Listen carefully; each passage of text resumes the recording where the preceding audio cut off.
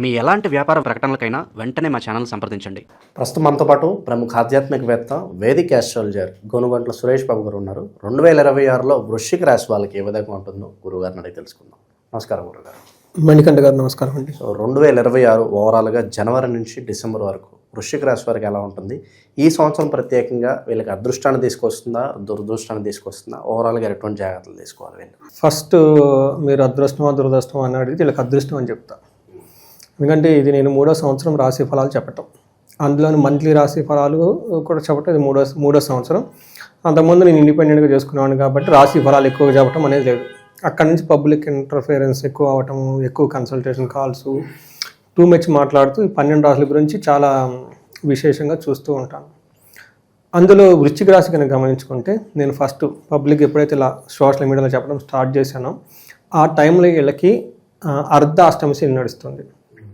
చాలా కాల్స్ భార్యాభర్తల గురించి గొడవలు, ఇంట్లో గొడవలు ఇవన్నీ ఎక్కువ వస్తూ ఉండేది. నాకు ఎక్కువ కాల్స్ ఇక్కడ లాస్ట్ ఇయర్ ఏమైందంటే అంత సీరియస్ ప్రాబ్లం లేకుండా చాలా వరకు వీళ్ళకున్న ప్రాబ్లమ్స్ అన్నీ పోయినాయి. ఒకే ఒక ప్రాబ్లం ఏంటంటే గురువు అష్టమాలో ఉండి అష్టమ గురువుతో ఉండటంతో వీళ్ళకి మేనేజ్మెంట్ క్యాపబిలిటీస్ బాగా తగ్గిపోతాయి. జ్ఞానం వాళ్ళకి ఏదైతే ఉందో బాగా కష్టపడి సంపాదించుకున్న దానికి సంబంధం లేని జాబులు చేస్తూ ఉంటారు. ధనం కూడాను వస్తూ పోతూ ఉంటుంది కాబట్టి నిలకడగా ఉండదు. ఇది లాస్ట్ ఇయర్. అంతకుముందు ఇయర్ ఇంకా హారిబుల్గా ప్రాబ్లంగా ఉంది. అయితే ఈ ఇయర్ కంపేర్ చేసుకుంటే రిలేటివ్ గ్రాఫ్ చార్ట్ చూసుకుంటే వీళ్ళు ఇంకా 10 రెట్లు ముందుకెక్కి చక్కగా వెళ్ళే అవకాశం ఎక్కువగా ఉంటుంది. ఎందుకంటే జూన్ తర్వాత ఏదైతే గురువు ఇబ్బంది పెడుతున్నారో అష్టమ గురువు, ఆయన నవమ గురువు అయ్యి లక్కుని తీసుకొస్తారు. పట్టింది బంగారం అవుతుంది అక్కడి నుంచి. ఎందుకంటే 3 ఇయర్స్ సీరియస్గా నేను ఫాలో అవుతున్నాను. అందులో నా శిష్యులు జ్యోతిషం నేర్చుకుంటున్న వాళ్ళు 2-3 ఉన్నారు. నన్ను ఇంటర్వ్యూ చేసే ఒక యాంకర్లో ఒక 2-3 ఉన్నారు వాళ్ళు వృశ్చిక రాశి వాళ్ళు. అందుకని వాళ్ళు మధ్యలో కెమెరాలు అడుగుతూ ఉంటారు, ఏమంటే మాకు ఎలా ఉంది ఏంటి అని చెప్పి. అందుకని కీన్గా అబ్జర్వేషన్ చేస్తూ ఉంటా, పర్సనల్గా కళ్ళ ముందు వాళ్ళ లైఫ్ చూస్తూ ఉంటాను. కాబట్టి నా దగ్గర జ్యోతిషం నేర్చుకునే వాళ్ళు కొంతమంది ఎన్ఆర్ఏలు అక్కడుండి నేర్చుకుంటూ ఉంటారు. ఆన్లైన్లో వీక్లీ మేము కలుస్తూ ఉంటారు, రీసెర్చ్ చేస్తూ ఉంటారు. ఇప్పుడు అంతా సీనియర్లు అయిపోయారు వాళ్ళు. వీళ్ళలో ఒక 2 ఉన్నారు ఈ వృశ్చిక రాశి వాళ్ళే. అందుకని వాళ్ళు ఒకళ్ళు శిష్యులుగా నన్ను పర్సనల్ లైఫ్లో ఎప్పుడు అడుగుతూ వాళ్ళు అప్డేట్స్ ఇస్తూ ఉంటారు. ఆ విధంగా ఈ రాశి గురించి చాలా డీప్గా నేను కూడా రీసెర్చ్ చేశాను. వాళ్ళు ఉన్నారు కాబట్టి ఎనీవే శిష్యులు వాళ్ళు రీసెర్చ్ చేసి వాళ్ళ ఫైండింగ్స్ మళ్ళీ నాకు ఇస్తూ ఉంటారు. కాబట్టి 24తో కంపేర్ చేస్తే 25 చాలా బెటరు. 25తో కంపేర్ చేస్తే 26 ఇంకా బెటర్గా ఉండబోతుంది. ఇది సమరీ మొత్తం ఓవరాల్గా ఇందులో చెప్పేసినట్లు. మనం 26th ఇయర్కి ఒక విశిష్టత ఉందండి. ఈ సంవత్సరంలో నాయకత్వ లక్షణాలు, రాజరిక లక్షణాలు ప్రతి ఒక్కళ్ళకి ఉంటాయని చెప్పేసి బై డిఫాల్ట్ అందులో రాస్తున్నారు. ఈ టైంలో ప్రతి ఒక్కరికి రిస్క్ టేకింగ్, సాహసం, మొండిగా దూసుకొని పోయే తత్వం, ఎక్స్పాండ్ అవుదాం, ఎదుగుదాం, గ్రోత్ ఉండాలన్న థాట్స్ ప్రతి ఒక్కరికి ఉంటుంది. దీంట్లో భాగంగా వీళ్ళు కొత్త ప్రాజెక్టులు తీసుకోవటం, కొత్త జాబులు చేయటం, కొత్త బిజినెస్లు స్టార్ట్ చేయటం, కొత్తగా ఏదైనా చేద్దామని తప్పనేలలో ఉండటము అంతా వీళ్ళకి కలుస్తుంటే అందరికీ ఈ 2025లో 26లో ప్రతి ఒక్కరికి ఉంటుంది. ఇలాంటి తపన, ఒక శక్తి, ఒక పాజిటివ్ ఎనర్జీ ఉన్న ఈ సంవత్సరంలో వృశ్చిక రాశి వాళ్ళు ఇంకో 10 రెట్లు దాన్ని ఆ యొక్క అనుకూలంగా ఉన్న ఇయర్ని ఎన్కాష్మెంట్ చేసుకునే రాశి వాళ్ళది. ఒకటి ప్రైమరీ రీజన్ ఏంటంటే గురువు మారటంతో లక్ యాక్టివేట్ అవుతుంది. నవములో గురువు ఉండటంతో భాగ్యం, మహాభాగ్య యోగం పట్టుకుంటుంది వీళ్ళకి. భాగ్యయోగం పట్టుకుంటే ఇంకేముందండి, పట్టుకున్నంత భాగ్యమే కదా. అది మనకి ఇంట్రడక్షన్తో తీసుకుంటే ఈ రాశిలో ఉన్న నక్షత్రాల కనుక చూసుకుంటే విశాఖ 1, 2, విశాఖ 4వ పాదం, అనురాధ 1, 2, 3, 4 పాదాలు, జ్యేష్ఠ 1, 2, 3, 4 పాదాలు అంతా వృశ్చిక రాశిలో ఉంటారు. పేరు బలం ప్రకారం కనుక చూసుకుంటే తో, నా, నీ, నూ, నే, యా, ఈ అన్న లెటర్స్ అంతా మనకి వృశ్చిక రాశిలో ఉంటారు. నెక్స్ట్ ఇందులో గ్రహాల స్థితి, శని, రాహు, కేతువులు వాళ్ళు ఆల్రెడీ రెస్పెక్టివ్ లాస్ట్ ఇయర్ ఏ పొజిషన్లో అదే పొజిషన్లో ఉండి మీనరాశిలోను, సింహరాశిలోను, రాహు వచ్చేటప్పటికి కుంభరాశిలో ఉన్నారు. గురువు మాత్రం మారుతున్నారు, మీనరాశి నుంచి కర్కాటక రాశి మారుతున్నారు. ఇంకా మిథున రాశి చూసుకుంటే వీళ్ళకి 8th లార్డ్ అవుతుంది. 8thలో గురువు, అష్టమ గురువు మంచిది కాదు. గురువు ఇచ్చే క్వాలిటీస్, మేనేజ్మెంట్, అడ్మినిస్ట్రేషన్, ధనము, పిల్లల విషయంలో ఇబ్బందులు పడుతూ ఉంటారు. చాలా మందికి పిల్లల గురించి ట్రై చేస్తున్న వాళ్ళు కూడా అనుకూలమైన టైం కాదు ఈ టైంలో. బట్ జూన్ తర్వాత మారడంతో చాలా అనుకూలంగా మారిపోతూ ఉంటుంది.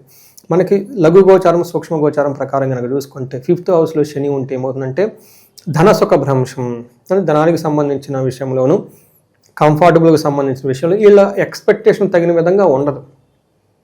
ఉంటుంది, బట్ వీళ్ళకి ఎక్స్పెక్టేషన్స్ ఏవో తగిన విధంగా ఉండదు. 8వ ఇంట్లో గురువు ఉండటంతో management skills, administration skills, health విషయాలు కొంచెం ఇబ్బంది పెడుతూ ఉంటుంది. 5వ ఇంట్లో శని ఉంటే ఏమవుతుందంటే హీన స్త్రీ సంభోగం, సంతాప. 2వది కార్యహాని. 3వది జ్ఞాతి వ్యాజ్యం, కలహం. అంటే బంధువులతో గొడవలు పడుతూ ఉంటారు, అన్నదమ్ములతోటి. ఏదైనా పని చేస్తే ఆ పని చక్కగా జరగకుండా ముందుకెళ్ళే అవకాశం ఎక్కువగా ఉంటుంది. బట్ వీటన్నిటికంటే మోస్ట్ ముఖ్యం ఏంటంటే హీన స్త్రీ సంభోగం.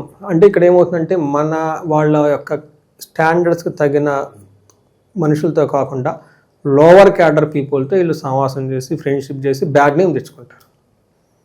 బ్యాడ్ కంపెనీ అని చెప్పుకోవచ్చు. సో ఇది మోస్ట్ ఇంపార్టెంట్. శని 5వ ఇంట్లో ఉండటంతో ఎవరైతే మనకి లవ్, రొమాన్స్ ఇట్లాంటి వాటికి సంబంధించిన వ్యవహారాలలో చాలా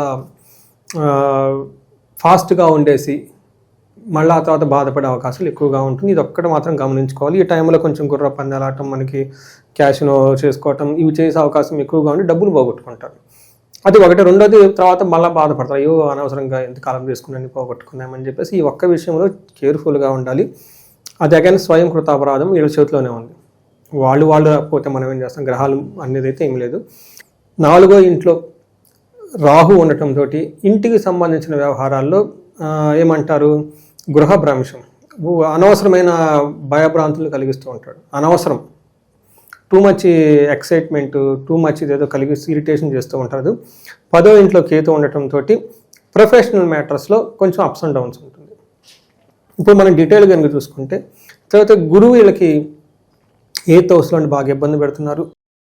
ఏ విధంగా అంటే చోరాగ్ని నృప భీతిచ్చ గాత్ర గాంభీర్య నాశనం నిష్ఠూరం సాహసం క్రోధం అష్టే భవేద్ గురువు అంటారు. అష్టమంలో కనుక గురువు ఉంటే ఏమవుతుందంట, దొంగల వల్ల కానీ అగ్ని ప్రమాదం వల్ల కానీ ఫస్ట్ 6 monthsలో ప్రమాదం ఉంటుంది.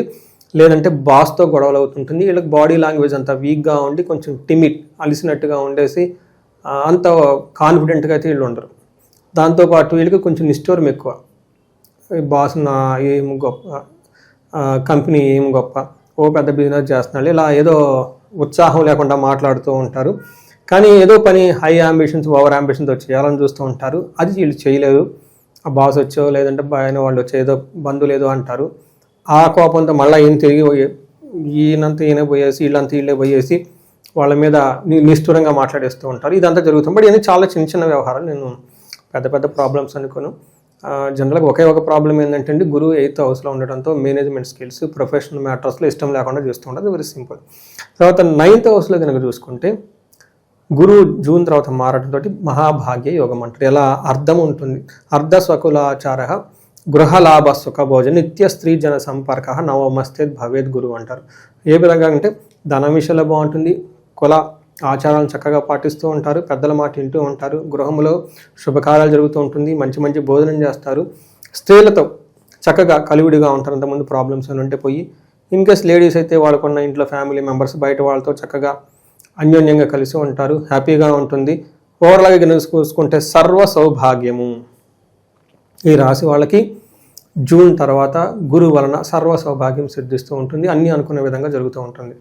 అయితే ఇక్కడ రాహుకేతుల యొక్క ప్రాబ్లం ఉంటుందండి. వీళ్ళకి 4th హౌస్లో రాహు ఉండటంతో చిత్తభ్రంశం అంటారు. చాలా వెరీ ఇంట్రెస్టింగ్గా ఉంటుందండి. అంటే ఇక్కడ మనకు సంస్కృతంలో సరిగా అర్థం కాదు, బట్ రియల్ టైంలో కేసులు చూస్తూ ఉంటే ఎలా ఉంటుందంటే, ఒక ఎగ్జాంపుల్, ఇల్లంతా చాలా బ్యూటిఫుల్గా ఉంటుంది, ఎక్కడో పెయింట్ సరిగ్గా ఉండకుండానో ఏదో వేరే కలర్ వేసేస్తారు.